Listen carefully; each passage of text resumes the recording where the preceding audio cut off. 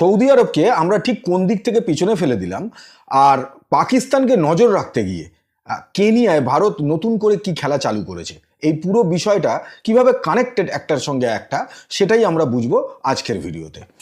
দেখুন, Russia Ukraine যুদ্ধ চালু হওয়ার পর থেকেই ভারত রাশিয়ার থেকে তেল কেনে, কাঁচা তেল, তারপরে সেটা রিফাইন করে এবং রিফাইন করে ইউরোপ আমেরিকায় বেচছিল। এবারে সেইটা আমেরিকাই বলেছিল করার জন্য ভারতকে, এটা ভারতের তরফ থেকে জানানোও হয়। কিন্তু যুদ্ধ যেহেতু থামছে না, এই মুহূর্তে ইউরোপ আর আমেরিকা চাইছে যেভাবে হোক যুদ্ধ থামুক আর কি। সেইখান থেকে দাঁড়িয়ে এখন আমেরিকার নতুন বক্তব্য হয়ে দাঁড়িয়েছিল যে রাশিয়ার থেকে ভারত আর তেল কিনতে পারবে না। সেখানেও ভারতের বক্তব্য ছিল যে এখনো যে ভারত রিফাইন করছে সেই তেল তো ইউরোপেই যাচ্ছে, তাহলে অসুবিধাটা কোথায়, ইউরোপই তো তেল কিনছে। তাই যখন কোনো রকম যুক্তির মধ্যে যায় না, বা এই ক্ষেত্রে জয়শঙ্কর স্যারও একটা কথা বলেছিলেন, রিপ্লাই দিয়েছিলেন যে ইউরোপ যদি না চায় তাহলে তেল কিনবে না, কেউ তো ইউরোপকে ফোর্স করছে না তেল কেনার জন্য। কিন্তু ইউরোপ আর আমেরিকা কোনো অবস্থাতেই যুক্তিতে যেতে চায় না। যেরকমভাবে আমেরিকা পরমাণু অস্ত্র বানালে সেটা ঠিক আছে, ইরান বানালে সেটা দোষ আছে, সেরকমই কোনো রকম যুক্তিতে এরা যখন যেতে পারে না, তখন ইউরোপ গিয়ে কী করলো, এই জানুয়ারি 2026-এ এসে ভারতের ওপর ব্যান লাগালো। কিসের জন্য না, ভারত রাশিয়ার থেকে যে তেলটা কিনে রিফাইন করে ইউরোপকে পাঠাচ্ছিল সেই তেল আর ইউরোপ নেবে না। এইবারে ইউরোপ যে মুহূর্তে ব্যান করে দিল আমাদের এই তেলটাকে, সঙ্গে সঙ্গে আমাদের কিন্তু নতুন বাজার ধরার একটা প্রয়োজনীয়তা চলে এলো বেশি করে। তার কারণ হচ্ছে যে আমরা রিফাইন তো করছি, আমাদের 22টা রিফাইনারি আছে এই মুহূর্তে তেল রিফাইন করছে এবং সেটা বিক্রি করছে। এই ফেসিলিটি সারা পৃথিবীর খুব কম দেশেই আছে, ফলে সেদিক থেকে আমরা যথেষ্ট লাভবান হচ্ছি এই জায়গাটা থেকে।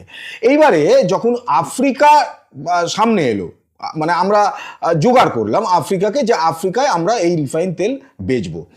এইবারে আফ্রিকায় লাস্ট 1 বছরে, মানে জুলাই টু জুলাই যদি ইয়ার টু ইয়ার ধরেন, তাহলে আফ্রিকাতে আমরা যে গ্রোথ করেছি তেল পেট্রোল এক্সপোর্ট করার দিক থেকে, সেটা 66%।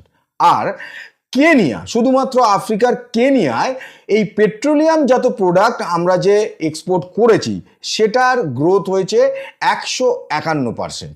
এইবারে কেনিয়াকে কেন আমরা এতটা হেল্প করছি, বা কেনিয়াকে কেন এতটা আমরা পেট্রোলিয়াম দিচ্ছি, তার আগে বলি এই যে আমরা কেনিয়াকে 151% যে গ্রোথ করেছি, এইখান থেকে কিন্তু আমরা সৌদি আরবকে পেছনে ফেলে দিয়েছি। যেহেতু এই মুহূর্তে ইরান এবং আমেরিকা যুদ্ধের জন্য যেহেতু স্ট্রেট অফ হরমুজ, বাব এল মানদেব মোটামুটিভাবে বন্ধ রয়েছে, ফলে স্বাভাবিকভাবেই আফ্রিকার যে সমস্ত দেশগুলো ছিল তাদের কাছে এই ভাবনা চলে এসেছিল যে কিভাবে তাদের দেশে যে তেলের সংকট যদি তৈরি হয় তাহলে তারা সেখান থেকে বেরিয়ে আসবে কি করে।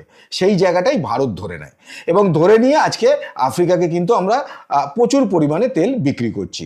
এবারে কেনিয়া আমাদের জন্য কেন এত ইম্পর্টেন্ট, বা পাকিস্তান এমন কি করলো যে যার জন্য আমাদেরকে কেনিয়াকে হাতে নিতে হচ্ছে বাধ্য হয়ে, এছাড়া কোনো উপায় নেই।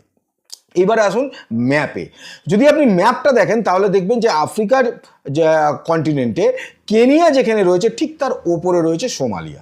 সোমালিয়াকে ইউএসই অ্যাডভাইজারি জারি করে রেখেছে যে ডেঞ্জারাস কান্ট্রি, পৃথিবীর one of the dangerous country হচ্ছে সোমালিয়া। সেই কারণে আমেরিকান সিটিজেন তো সেখানে যেতে বারণই করা আছে এবং নর্মালিভাবে সেখানে ট্রাভেলের উপযুক্ত নয় সোমালিয়া, সেটা কিন্তু আমেরিকা ঘোষণা করে রেখেছে। কারণ সোমালিয়ায় ক্রাইম, কিডন্যাপিং, টেররিজম এগুলো খুব মানে সহজ ব্যাপার, খুব নর্মাল ব্যাপার। আর তার থেকেও বড় কথা হচ্ছে যে সোমালিয়া যেটার জন্য বিখ্যাত সেটা হচ্ছে জলদস্যুদের জন্য।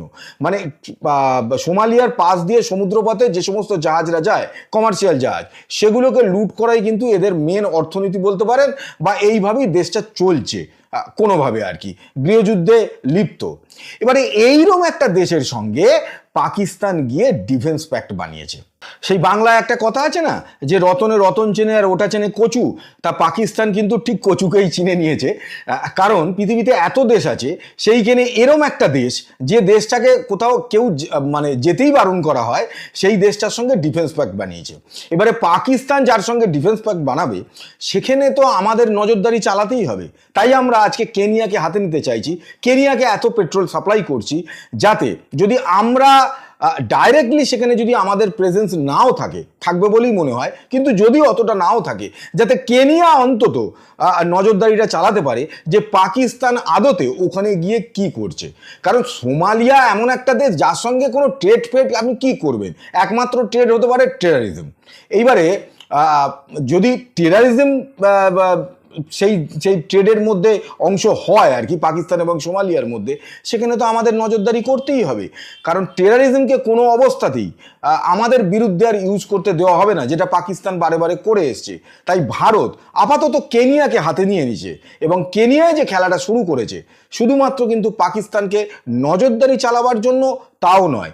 যদি সেখানে পাকিস্তান সোমালিয়ার সঙ্গে মিলে ভারতের বিরুদ্ধে কোনো রকম প্ল্যান প্রোগ্রাম তৈরি করে, তাহলে যাতে ওইখানেই খেলাটাকে শেষ করে দেওয়া যায়, সেই ব্যবস্থা করার জন্যই কিন্তু আজকে ভারত কেনিয়াতে পৌঁছে গেছে। আর পাকিস্তানও ভাবছে যে ভারত কোনো অবস্থাতেই পাকিস্তানের কোনো অবস্থায় পেছন ছাড়ছে না। ভেবেছিল আফ্রিকায় চলে যাই, সেখানে গিয়ে কিছু একটা করব খেলা, ভারত জানতেই পারবে না। কিন্তু ভারত নজর রেখেছে পাকিস্তানের দিকে। টেরারিস্ট কান্ট্রিকে নজর তো রাখতেই হবে। বিশেষ করে আমাদের বিরুদ্ধে যেভাবে পাকিস্তান বারে বারে আঘাত হানে, সেই জায়গা থেকে তো পাকিস্তানকে কোনো অবস্থাতেই একা ছেড়ে দেওয়া যাবে না। তাই ভারতবর্ষ একা ছেড়ে দিচ্ছেও না।